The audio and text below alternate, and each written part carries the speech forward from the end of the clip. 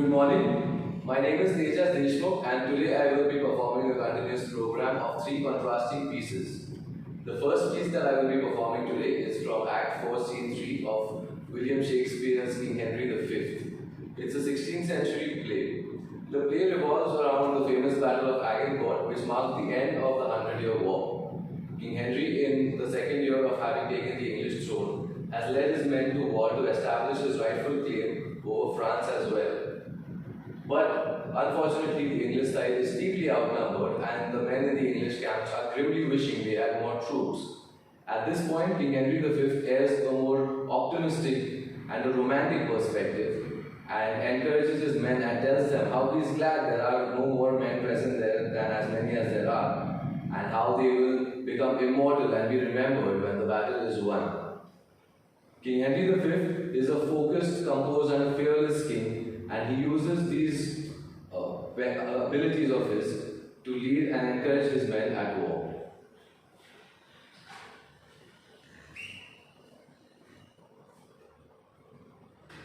What's he that wishes so, my cousin Westmoreland? No, my fair cousin, if we are marked to die, we are renowned in our country lost, and if to live, the fewer men, the greater share of honor, God's will. I pray thee, wish not one man more. By Jove, I am not covetous for gold, nor care I will feed upon my cost. It earns me not if men my garments wear. Such outward things dwell not in my desires.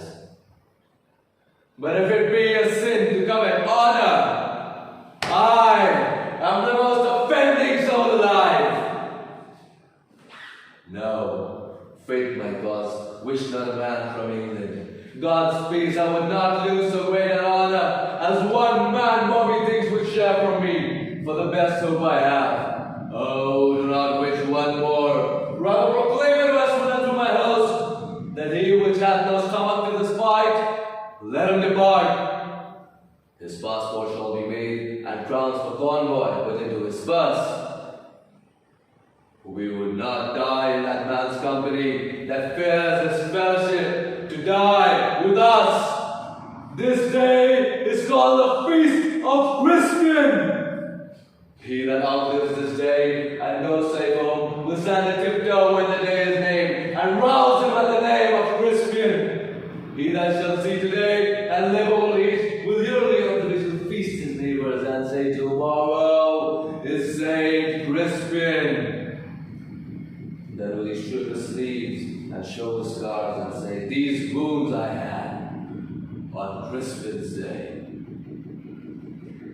Old men forget, yet all shall be forgot, but he'll remember with advantages what feats he did that day. Then shall our names familiar in his mouth as household words: Harry the King, Bedford and Exeter, Warwick and Talbot, Salisbury and Gloucester, be in their flowing cups freshly remembered. This story shall the good man teach his son, and Crispin shall ne'er go by from this day to the ending of the world, but we in it shall be remembered. We few, we happy few, we band of brothers, for he today that sheds his blood with me shall be my brother. Be ne'er so vile, this day shall gentle his condition. And gentlemen in England now obey, shall think themselves accursed they will not hear, and hold their manners cheap, while then he speaks that fought with us upon Saint Crispin's Day.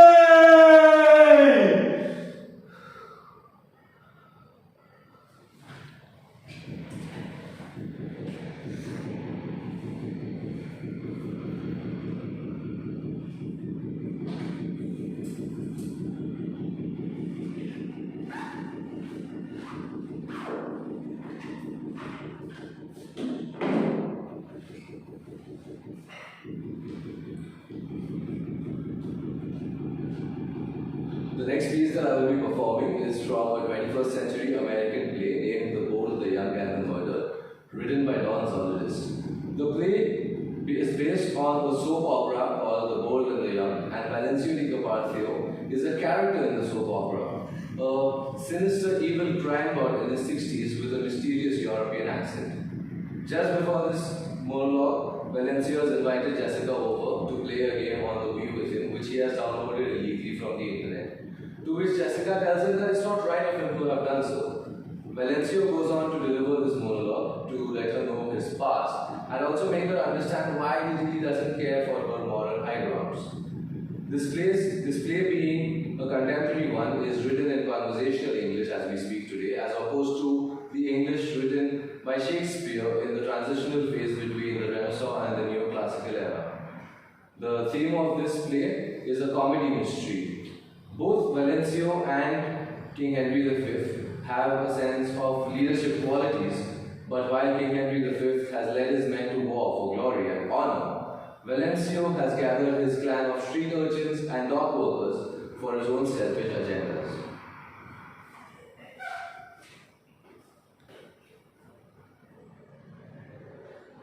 Do you know what to know? See, and I'll explain it to you. It began when I was 6. I was a little boy. My family was poor. My father dressed up as monkeys and made us dance in the streets.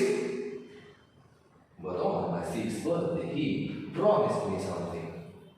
He would take me to a place called the Magic Kingdom in Orlando, Florida. It sounded magical. Mostly because it had the word magic in its name. So we saved all our coins and I danced my monkey dance harder than before. And I made my speaking in sound more realistic than before. And we saved and so we had enough money to begin our journey. On our travels, my father made a music sketch of tourists riding race cars. And after only 5 months, we had reached the Magic Land, Florida.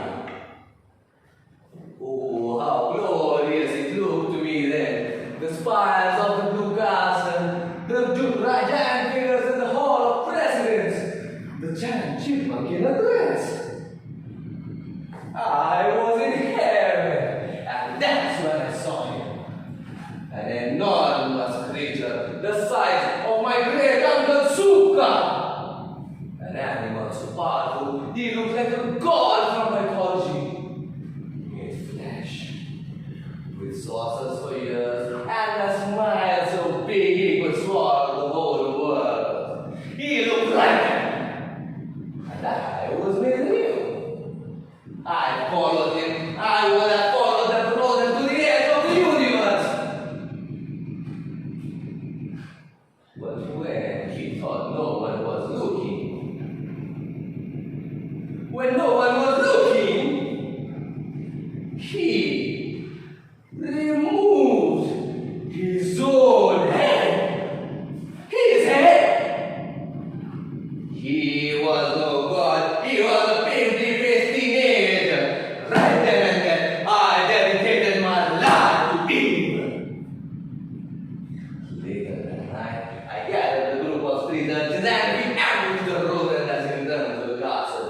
He was large, but clumsy, and we toppled him, a tiny fizzling dose of rain on his battered body. When he had lost consciousness, we ripped off his head and held it aloft in triumph. My reign of terror had begun. I spent the next few days stealing purses from old ladies and used the profits to hire a gang of Albanian dock workers. We held Snow White captive for days before they gave in to our demands. 500,000 US dollars and a plane ticket to Italy. I left my father there there to dance with monkey dance and draw his sketches.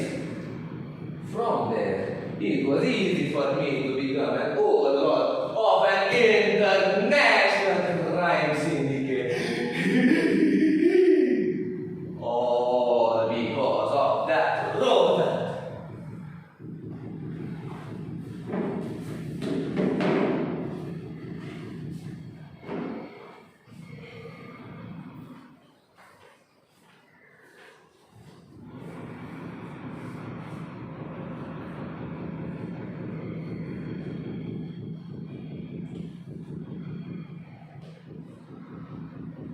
For my third piece, I will be performing a scene from an early 21st century Indian play named The Shards of Life, written by Tanvi Datta. The playwright metaphorically compares life to glass, and when it breaks, it leaves behind shards. This play revolves around the life of a particularly strange, broken girl hailing from an opulent Indian family, the Gupta family, and about the extremely rough shards she leaves behind. I'll be performing the monologue of Shakti, the 18-year-old brother of the said girl, who expresses his sorrow and detest towards his parents' ways of bringing them up and their family dynamics. Shakti's character is timid and afraid to take control. In fact, he considers himself to be just a kid. The theme of this play is rather melancholy, in contrast to the light-hearted comedy that The Bold, the Young, and the Murdered is. Both Shakti and King Henry V are highly dramatic in nature, but while King Henry V has led his men to war in the Battle of Agincourt, Shakti has his own internal battles to fight. I welcome you to watch this final piece as Shakti picks up the shards of his life.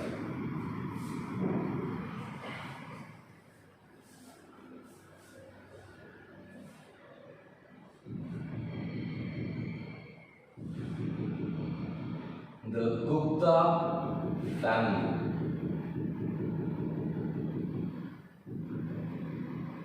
Don't you think we've got it all? You know, old money, new faces. Mama, the most happening person around, up to date with every social event, every new trend, everything. That's genius. Well, so they say. I mean, he did ace his IITs and get into more than a couple of top US universities. So, what's not to love?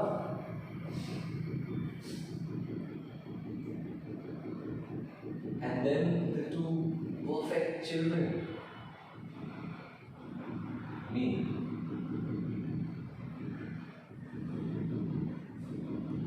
And her.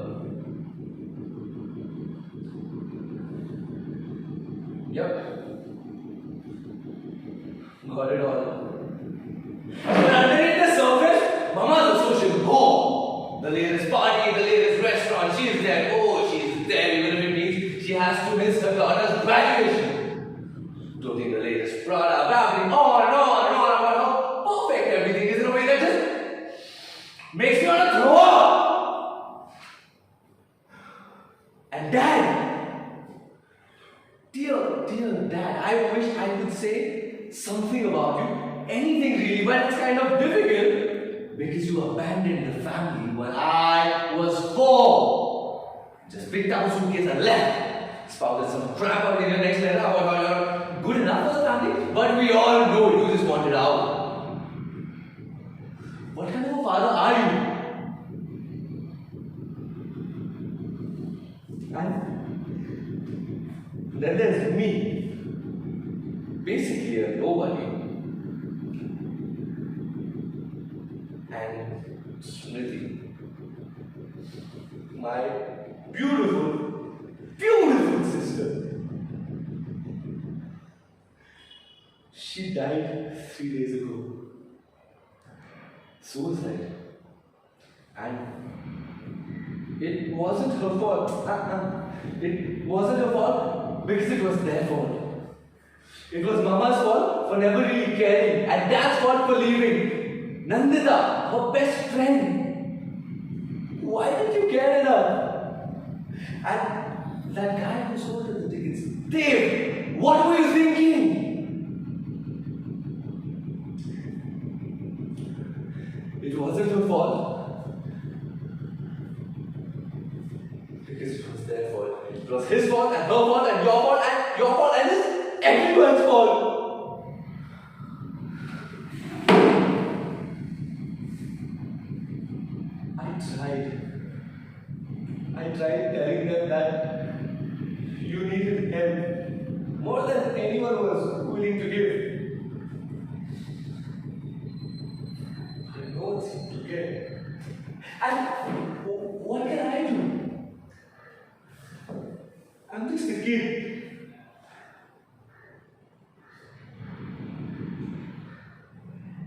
Why did Mama ever care? Why did Dad have to leave? Why did everyone in the world have to pretend like it's all okay and fine and dandy?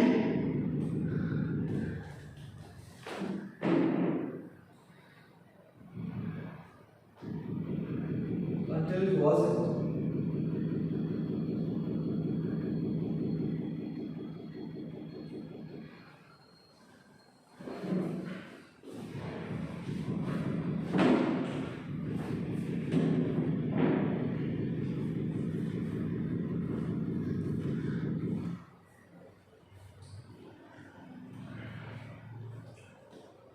I will now move on to one modification exercise.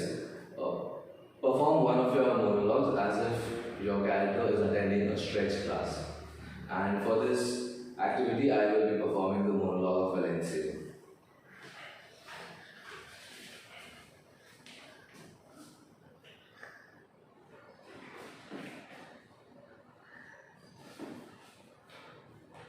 Do you know what to know? Say it, and I'll explain it to you.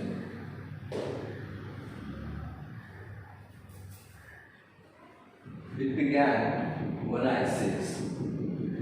I was a little boy then. My family was poor, and my father dressed us up as monkeys and made us dance on the streets. But on my 6th birthday, he promised me something. He would take me to a place called the Magic Kingdom in Orlando, Florida. It sounded magical, mostly because it had the words magic in its name. So we saved all our coins, and I danced my monkey dance harder than before, and I made my squeaky sounds more realistic than before.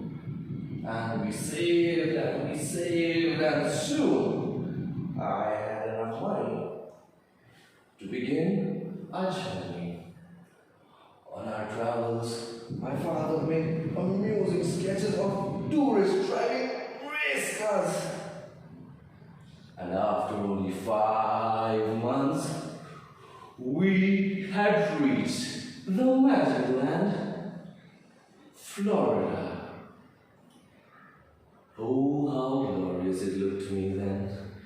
The spires of the blue castle, the row of figures in the hall of residence, the giant chipmunk in a dress.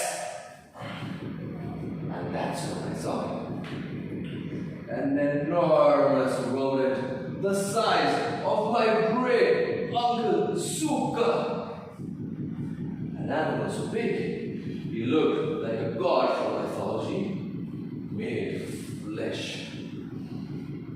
He looked right at me, and I was made an hero. I followed him, and I could have followed him to the edge of the universe. But when he thought no one was looking, when no one was looking, he removed his own head. His head. He was no god. He was a pimply-faced teenager. Right then and there, I dedicated my life to evil.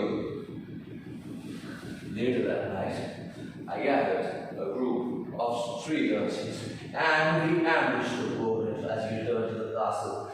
He was large, but clumsy, and we toppled him. I dived fists raining blows of rage on his battered body. When he had lost consciousness, we ripped off his head and held it aloft in triumph. My reign of terror had begun. I spent the next few days stealing purses from old ladies, and I used the profits to gather a gang of Albanian dock workers. We held Snow White captive for days before we gave her to our demands. 500,000 US dollars and a plane ticket to Italy. I left my father there to draw his sketches and dance the monkey dance. From there, it was easy for me to become an overlord of an international crime syndicate. All because of that road.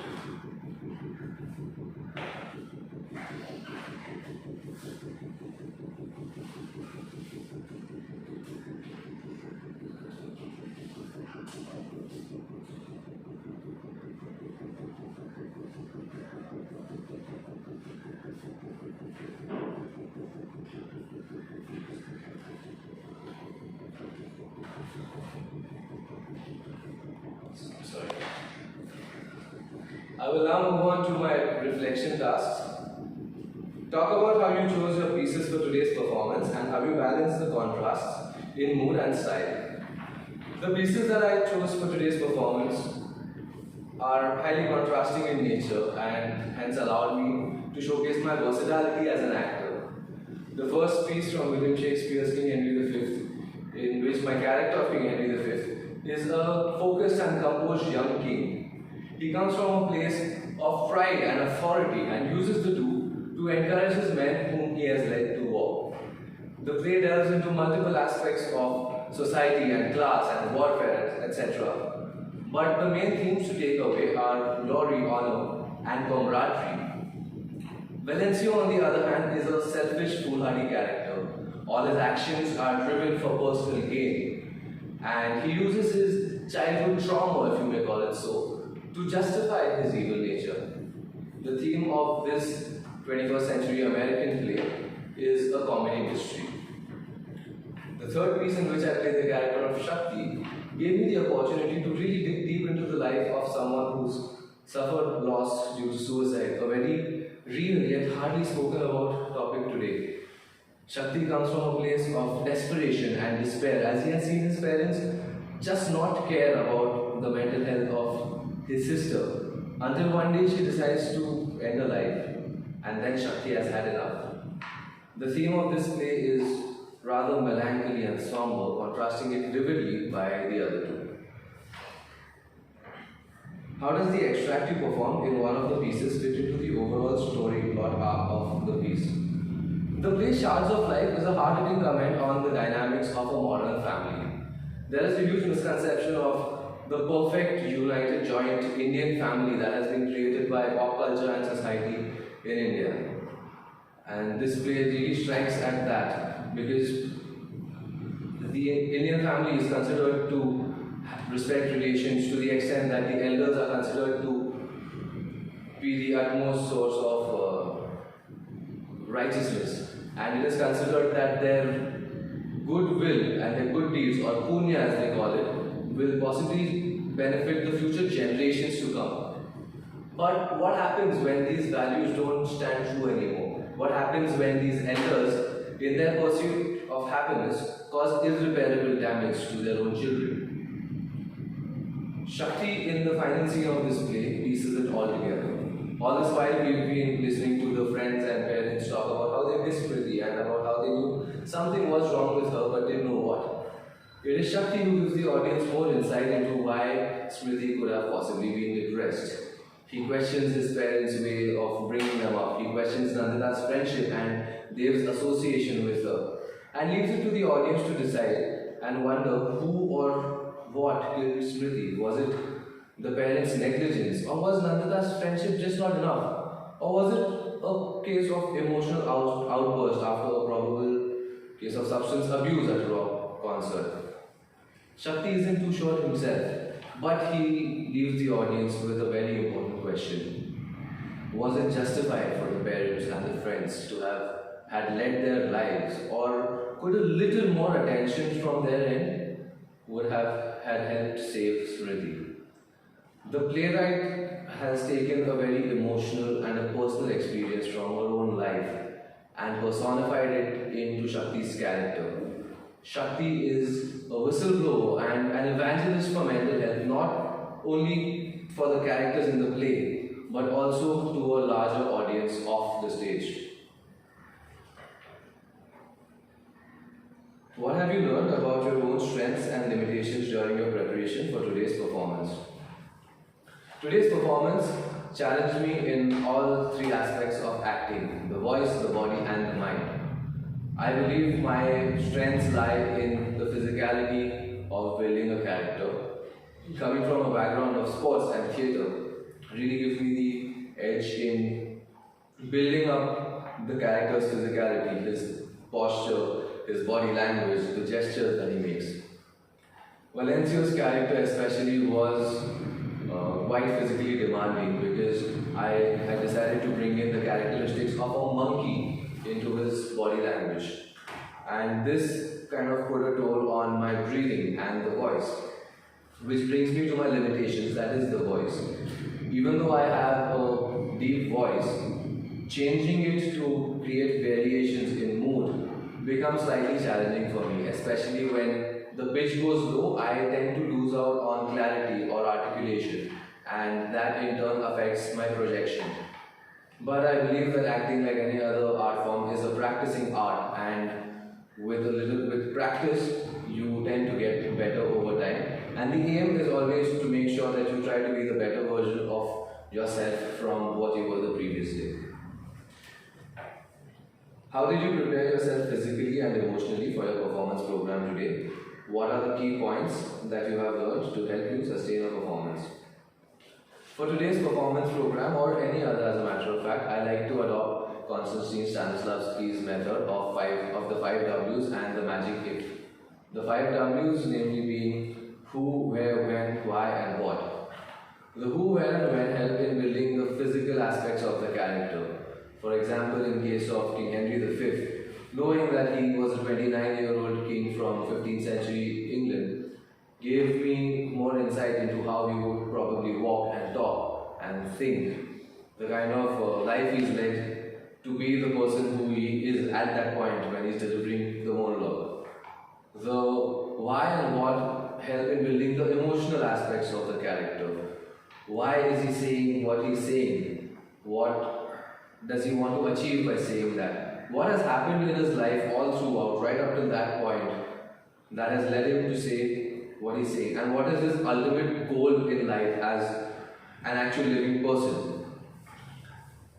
Once the 5 W's have been drawn out, the magic if is just a matter of putting myself into the 5 W's of that character and wondering how I would react had I lived the life spelled out in those 5 W's.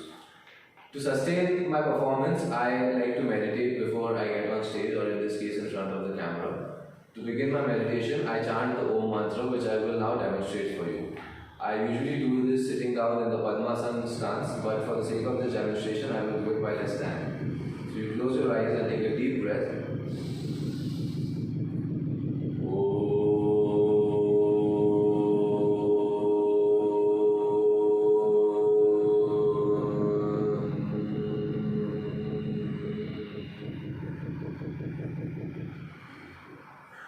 The Om mantra, the Om sound is what they say is the sound the earth makes in its rotation. And even though there are a lot of misconceptions about its religious connotation, the Om mantra actually just helps you align your thoughts and thus helps in elevating concentration. And even physically, when you chant the Om mantra, it activates all your vocal resonators, right from the diaphragm up to your head voice. Once I'm done with this, I like to get into a few vocal exercises and a few breathing exercises, after which I'm ready to go. This is the end of my performance program for today. Thank you for watching. Have a nice day.